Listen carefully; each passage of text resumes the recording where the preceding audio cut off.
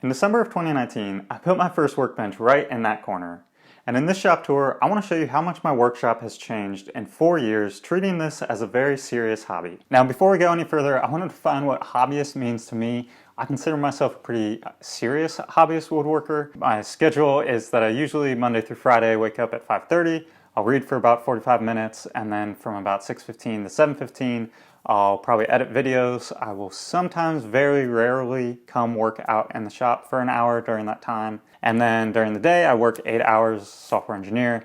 And then kind of for about an hour after work, I will come work in the shop. That isn't true all 5 days of the week. There's some weeks where I don't work outside in the shop at all.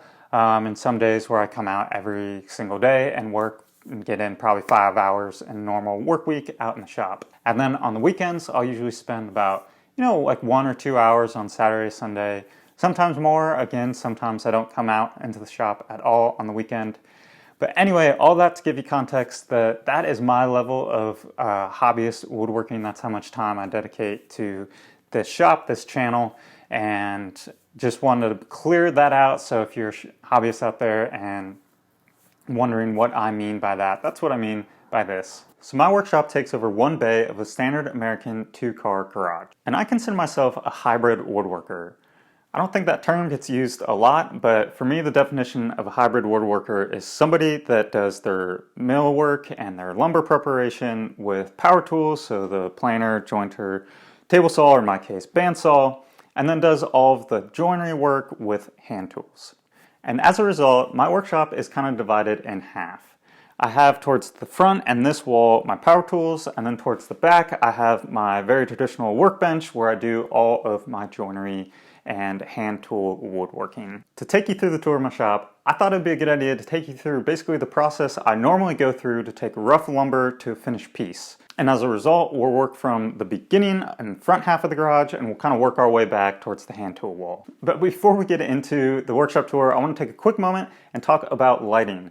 Lighting is very important in a workshop. I spent a lot of time researching. I was going to do a whole video about workshop lighting, and I ultimately just ended up going with these cheap set of 10 LED light strips that you can connect together. They're pretty popular on YouTube if you look at workshop lighting. I'm pretty pleased with them for what I do. Again, as a hobbyist, they were about $100, and they provide enough light for me to do what I need to do to have okay quality lighting for videos. So that is what I went with. I think I would recommend them, especially again, thinking through the eye of just a hobbyist woodworker, somebody that needs lighting but doesn't want to spend a lot of money. They do get the job done. I will say I've had them for 2 years and one has already gone out, so that's kind of what you get for what you're paying for. I also mentioned I'm in a garage and I don't have a lot of outlets available, and so I have to get creative with my lighting and where I am able to get electricity from.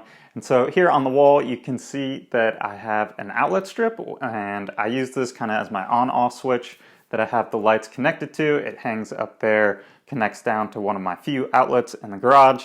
It's right by the garage door, so I'm able to kind of come out and really easily switch on the shop lighting wall. Just the things you have to do when working in a garage shop that wasn't intended to be a workshop. And while we're looking at the ceiling, you will also notice that I have a heater attached to the ceiling, and this points directly towards my workbench where I spend a majority of my time.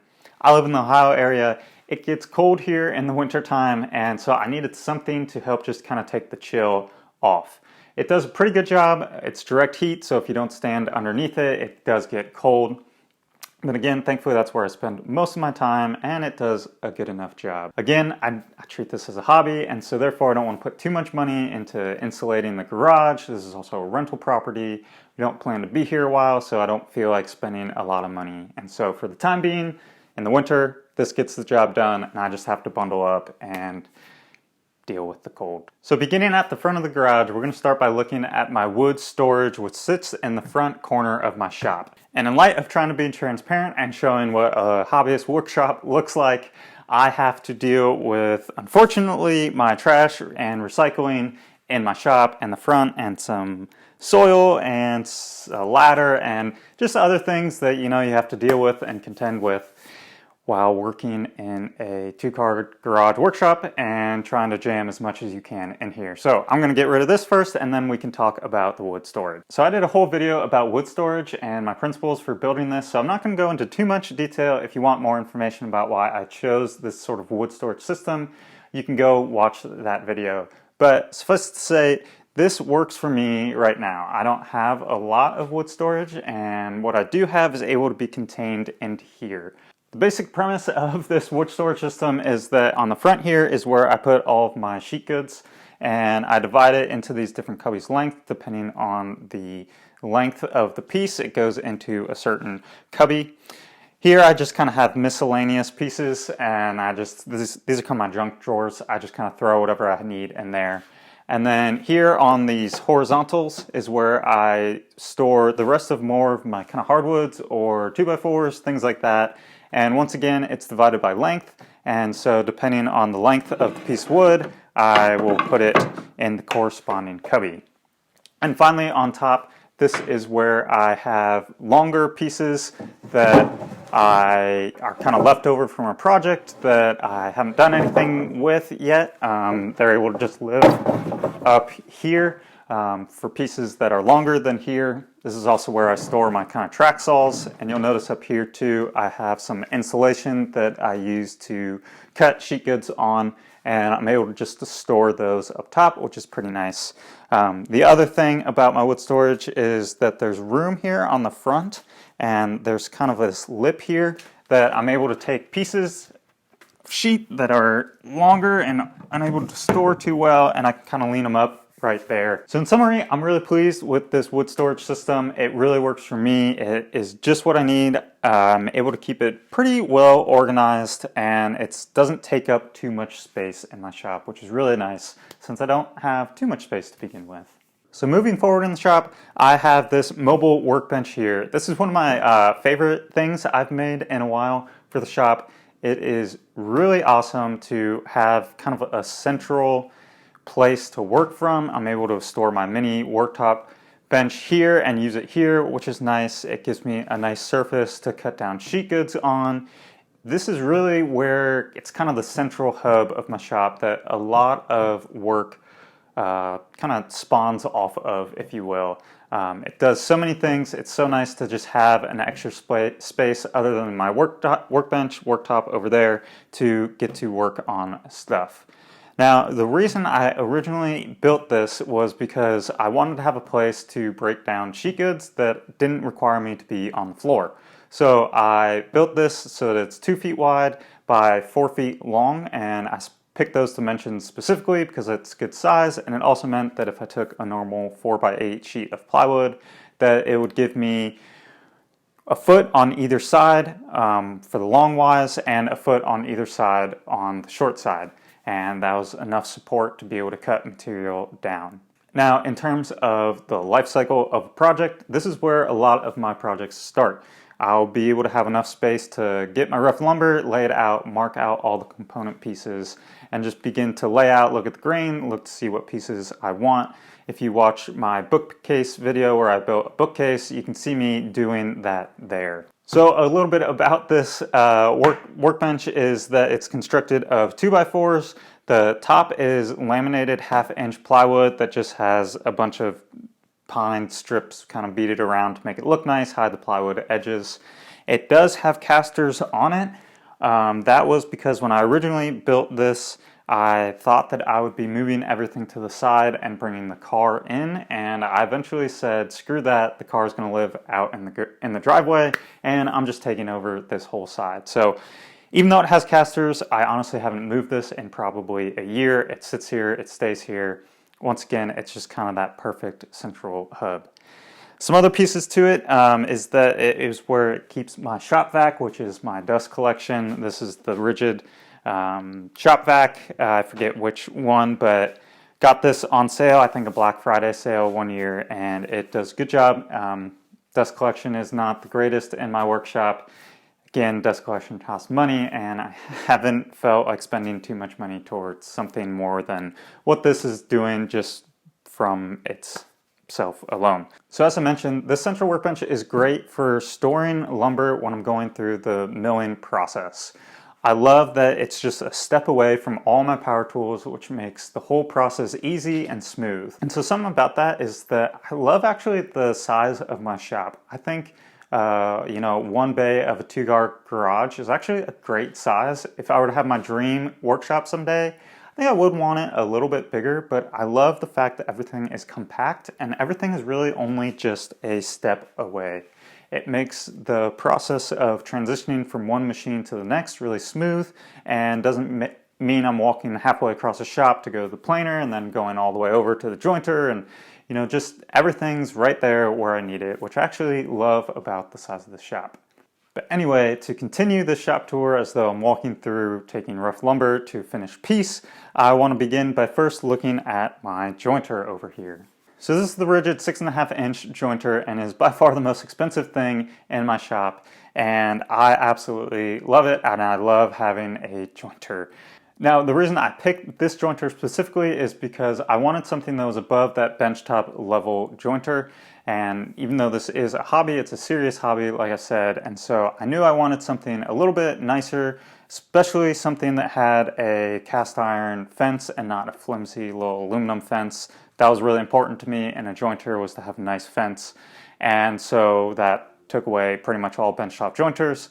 But then obviously I didn't want to be paying $1,000+ for something that would be more your professional level, and so this jointer, rigid 6.5 inch jointer, is perfect for my needs. So I paid full price for this, and I actually paid full price for my bandsaw and my planer. And I want to talk a little bit about why I did that. I know oftentimes people say, look at Facebook Marketplace, Craigslist, look for a used tool, and you can get a great deal, which I think is true, but I think something people don't talk about with that is, one, you have to spend time doing that. Time is money, like people said. You got to take the time to go check it out. You got to take the time to make sure it's going to work. Then you got to take the time to fix it up, and you have to then pay for all of the tools maybe potentially necessary to refurbish and restore a power tool, and have the knowledge with which I don't have a lot of the tools needed to restore machines. I also don't have a lot of knowledge for that. And also I didn't feel like spending the time to shop around, constantly be on Facebook Marketplace, Craigslist, be looking for machines. And so for me, I think that time spent doing all that wouldn't have been worth it. And honestly, at the price range for these, I don't think I would be saving that much money buying used. And so for me, I just said, I'm just going to buy new. It makes my life easier. Again, I'm doing this as a hobby. I don't have a lot of time to put towards this, nor do I want to spend time looking around. And so I just went full price with everything, and I'm glad I did. It meant I could get it delivered to me. I didn't have to go to the store, and I got to just start using something brand new that I knew was working right away, which was awesome. So other than all that, there's not much more that I feel like I need to say about this other than I really love it. I love the cast iron fence. I think it's a perfect size for my needs, and I actually really love having a jointer. The other thing I'd say about this is that it fits perfectly here along the wall and just meshes really nice with my central workbench here.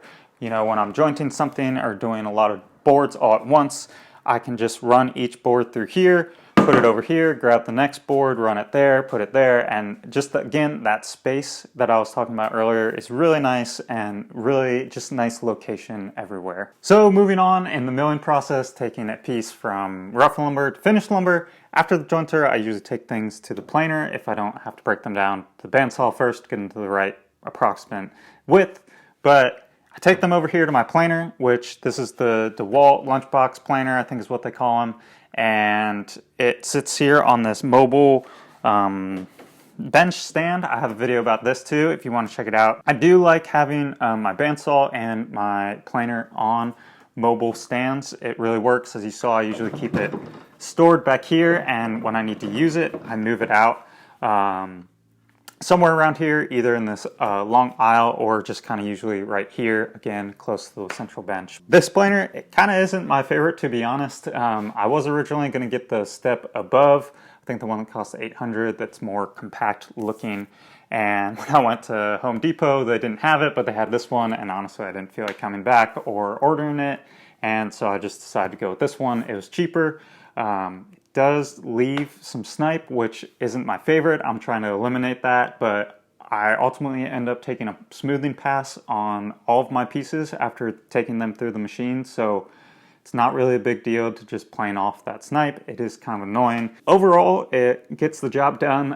Again, I really enjoy having a planer. I really hate dimensioning lumber by hand, and so being able to get one side flat on the jointer and then come over here and get things to the approximate thickness that I need, and doing everything with the final hand plane pass is perfect. So again, really enjoy this DeWalt planer.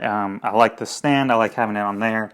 I keep some drill bits and other things down here, some odds and ends here. Honestly, don't really use this drill storage too much, but yeah, this is my DeWalt planer. So continuing on in the milling process, I do not own a table saw, and so whenever I need to make rip cuts and take things down to the right approximate width, I will use my bandsaw, and it gets the job done for me. This is my Rikon, I think 6-inch bandsaw. If you haven't picked up, I'm not huge into the details of my power tools. I don't really know the correct dimensions for them. I know I just like them and use them. And so this thing is actually a little beast. It does a lot. It helps me do rip saws. I can resaw materials. I did have a wider inch blade on it that unfortunately broke, but yeah, it's able to do everything I need. And so in my milling work, since I don't have a bandsaw, I will usually get one edge flat, cut the next edge that I need to the approximate width, and then just finish to the final width using my hand plane. So yeah, this sits on another mobile stand. I have a video about this too if you're interested, which is perfect because even though it usually oftentimes sits right here, if I am working on a longer piece, I will move it out kind of into the central alleyway right here. Or if I'm jointing a board that's going to be too long and run into here, I'll be able to move it out. So having the planer and my bandsaw on mobile stands is really helpful. So I really love this bandsaw. I think it does a great job. It's small, but it packs a punch, and you can also get it at good Black Friday deals. I think last year on Black Friday, I got it pretty like 30–40% off or something like that, which I think makes it a really reasonable price for a bandsaw. So if you're in the market for a bandsaw, if you're a hobbyist like me, and you just want a bandsaw to kind of tinker with, I really think this Rikon is a great option. Would highly recommend it. Haven't had any problems with it. And yeah, it can really do a lot. And so eventually when I do have kind of a bigger shop and maybe a little bit more money, I would love to invest in a larger bandsaw, one that's kind of more robust, one of more professional level $1,000 bandsaws or so. But for now, this does the job. But since I don't have a table saw and I do a lot of rip cuts, then having a bandsaw bigger that would allow me to get kind of more precise rip cuts would be really nice to have. But for the time being, this is amazing and gets the job done, and I love it. And so while we're over here too, I do have these shelves up here that just store kind of odds and ends. The one thing I will mention is that I store a lot of my finishes right up here.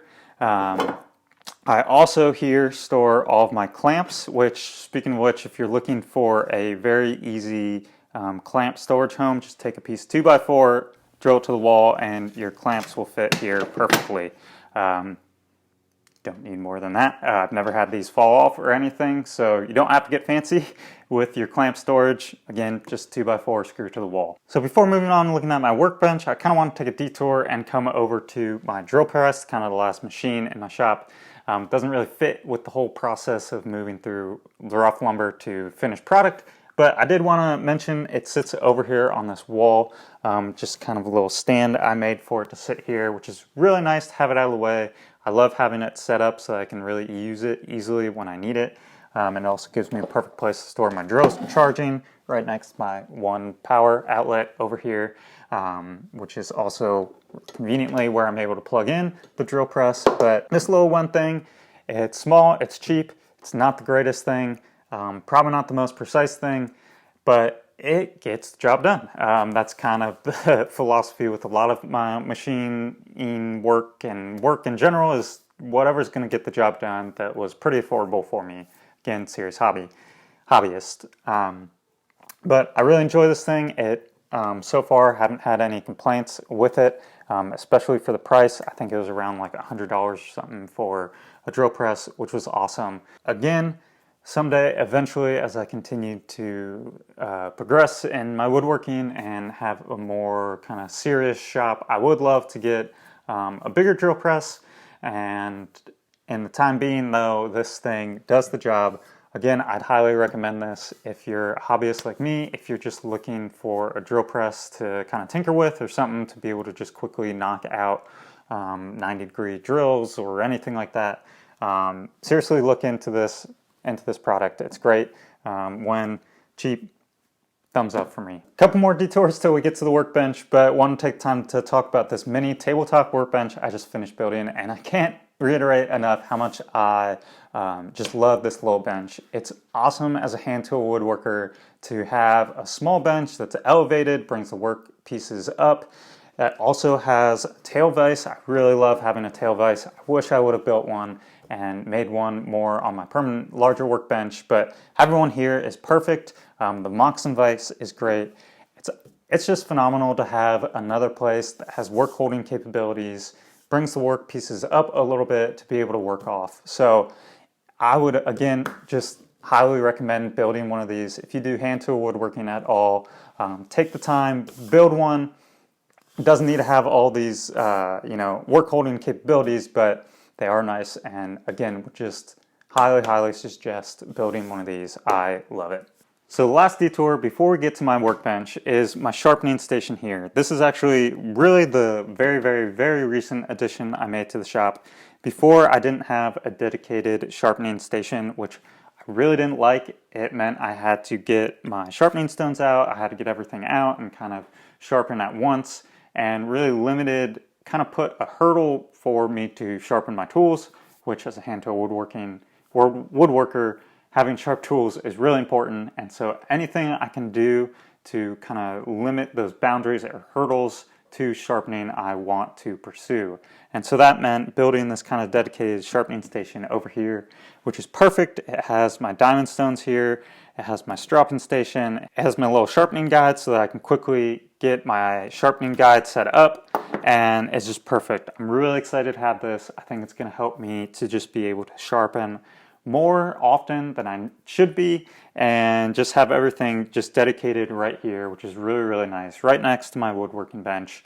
So it's great. Really looking forward to having this. So a little bit about my sharpening stones. I use diamond sharpening stones, the ones that Paul Sauer recommends. They were one of the first things I bought. They were $100, which at that time was a lot of money for me.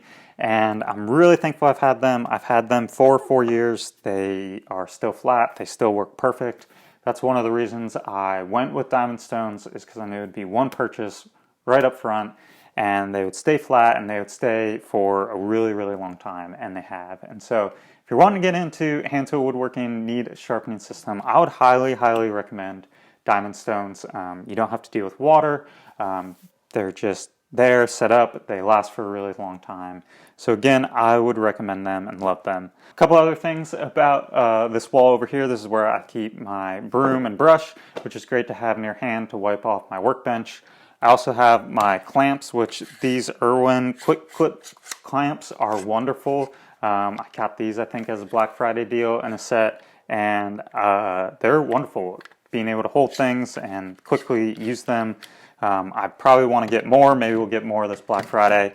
But they stay right here next to the wall, which is actually really helpful because oftentimes I need to hold down a piece, and so having them right next to my workbench is really nice to just be able to lean over, grab something, and clamp away and get moving right along. Another thing similar to my other clamp storage system, this is just a piece of wood that I screwed in that these clamp to, so you don't have to get fancy with your wood clamp storage. A couple other things about this corner is where I keep a lot of my work holding jigs. I just store them up here. My hand plane thicknessing jig, a couple other jigs back here. I think I have my mitered shooting board here that I keep up here. So this is another great place to store all those things. They're right next to my workbench. I can easily grab them when I need them. And one last thing about this new sharpening station is that it provided me a nice little cubby down here, which I can store my stool underneath here, put it away when I'm not using it.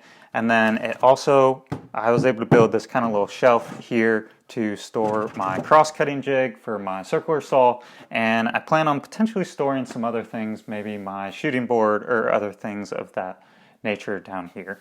And now we're on to the main event, my main hand tool woodworking bench. So after I've milled everything and all the pieces are down to their final size, I can bring them all over here and I can begin doing the final smoothing pass and do all my kind of joinery work here with my hand tools, with my hand wall up here, off this nice sturdy bench, which I have 2 videos actually building this workbench. I really like this bench. There's actually a couple things I would change. I would provide more of a lip on the front instead of having it be flush here.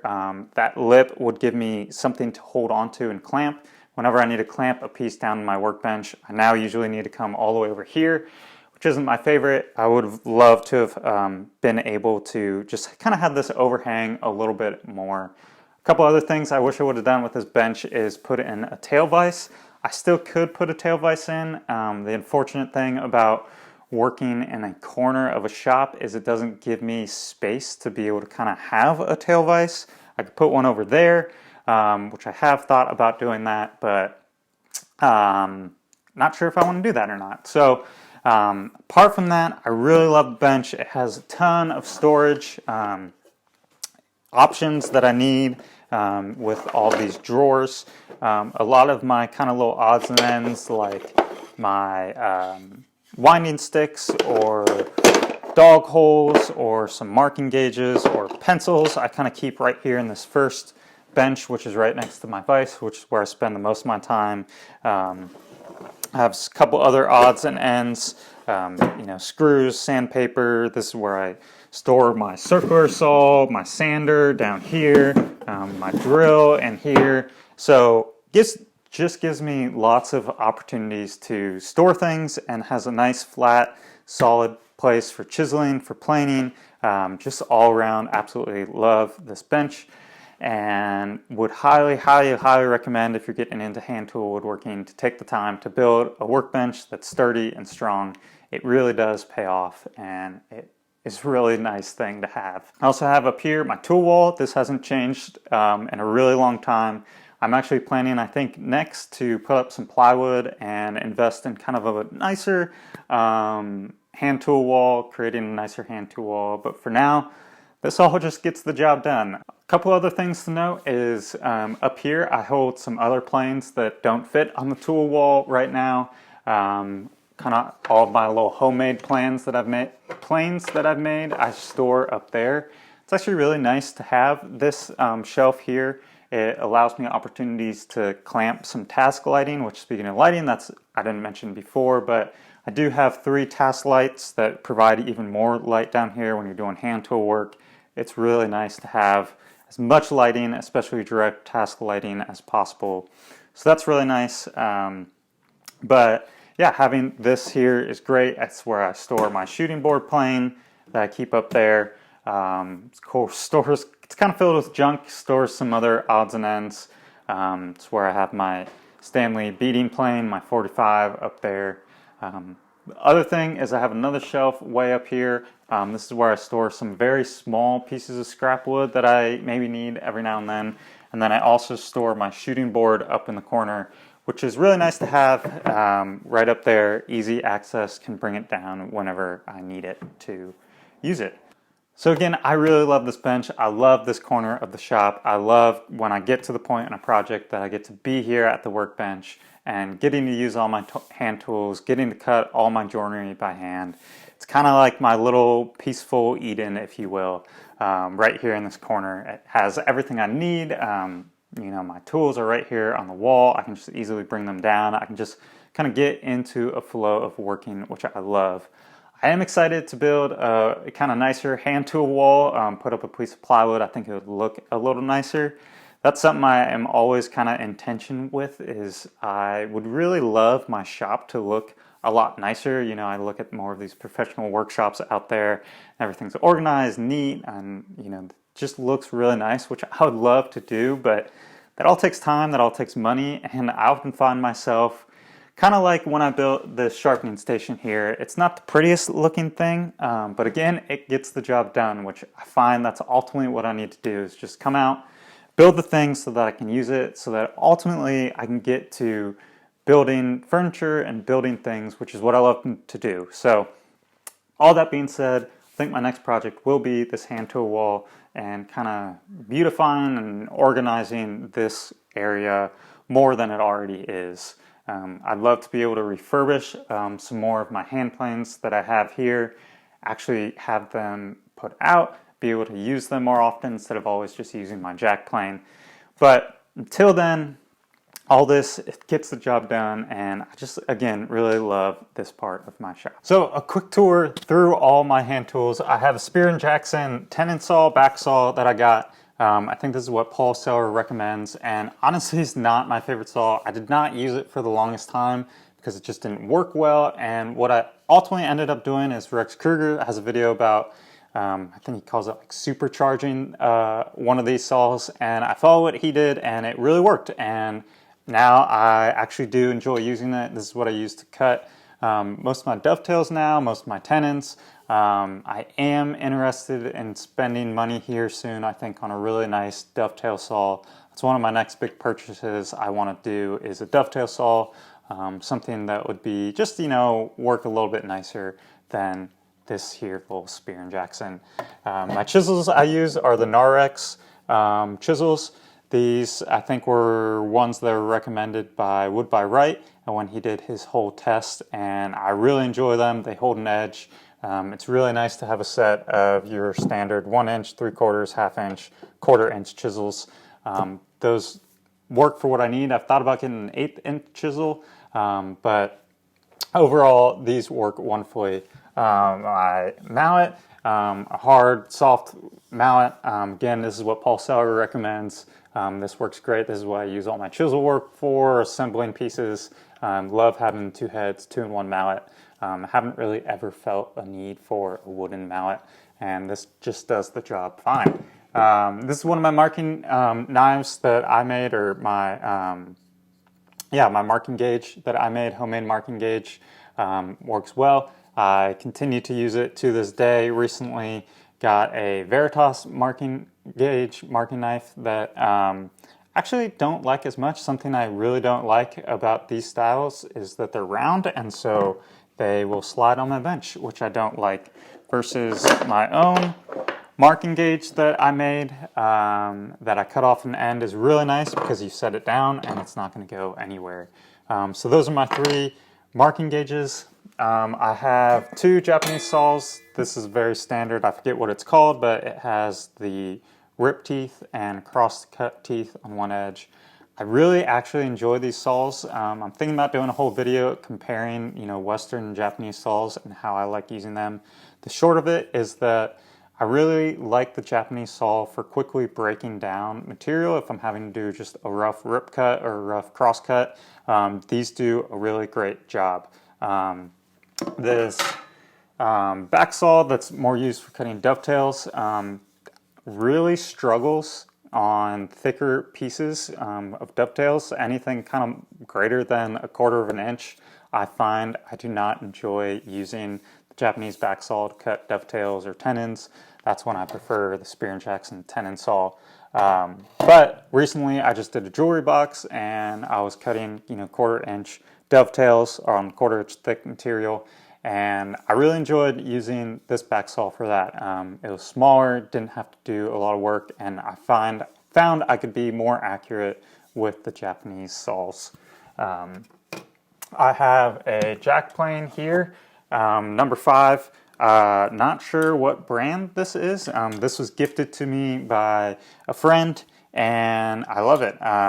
Is what got me into kind of woodworking. He knew I was getting into hand tool woodworking, had planes lying around, and gifted me some, which was just amazing.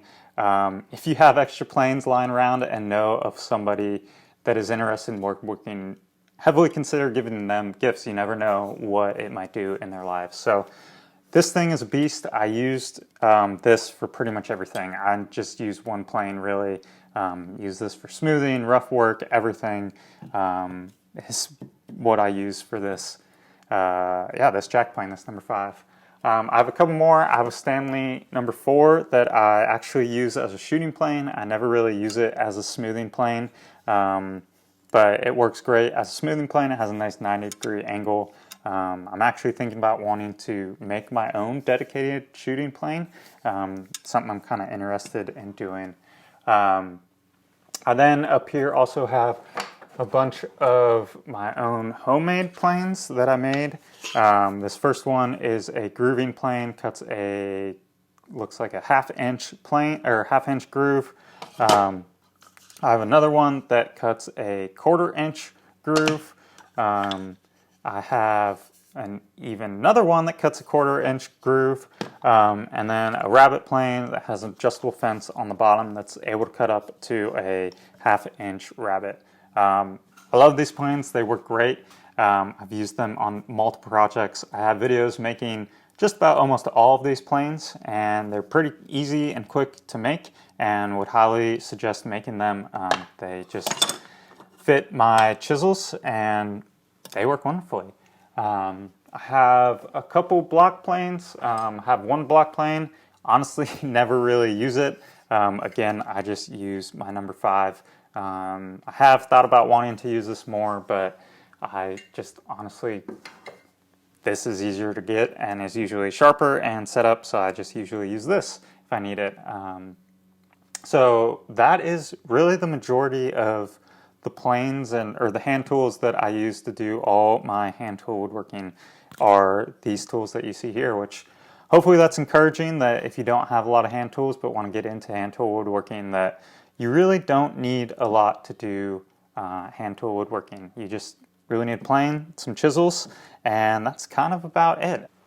Actually, wait, the last plane I have is a number 45 Stanley. This is actually my wife's grandfather's that I recently just got, and I love it. It came with a whole set of cutting knives, and I've already used it once, and it's kind of replaced some of these grooving planes, but it does a great job and is a really fun, cool piece to have, especially because it was my wife's grandpa that used to use it, and he was very special in her life. I unfortunately never got to meet him, but it's cool just to get to use, kind of family heirloom pieces. That's something I love about hand tool woodworking, is you can usually kind of pass down pieces from generation to generation. So that's my workshop. I absolutely love this workshop. I think it's really grown into a space I love. I think the flow of it works really well, and I really wouldn't change too much about it. It's amazing to me too how much has changed in that 4 years since I first started, and that's something I hope would be encouraging to you, that if you're out there and you see all these other larger workshops out there, that maybe getting a glimpse into a more hobbyist level workshop could be encouraging to you, that you can still build beautiful pieces, you can still make a space your own, and you don't need all this time or investment or money put into it, and that just continuing to work little by little into the shop and continuing to make little improvements, you'll eventually find yourself with a workshop that you love and that you can't wait to come out and work and make things in. So thank you for watching, and I will see you on the next video.